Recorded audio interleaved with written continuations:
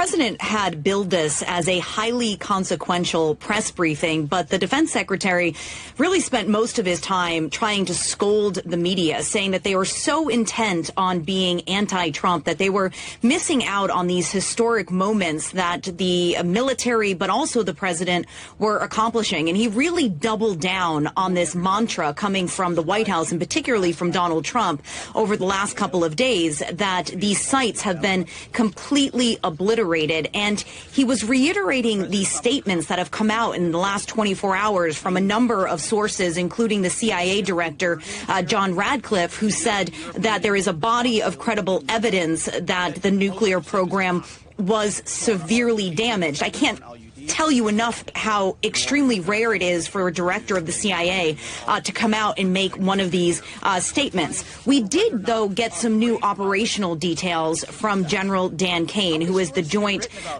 Chief Chairman. He said that the Iranians had attempted to protect what they viewed as these vulnerable parts of the Fordo nuclear site in the days before this attack. They had put concrete over the ventilation shafts, which was exactly where the U.S. had dropped these bombs. And General Kane saying that the first bombs that were dropped were intended to blow these concrete caps off, which they did, and then bombs 2 through 6 went down those shafts and then exploded underground. And he played this video, which was a model video showing the capabilities of these bombs that are 13,000 kilograms in weight.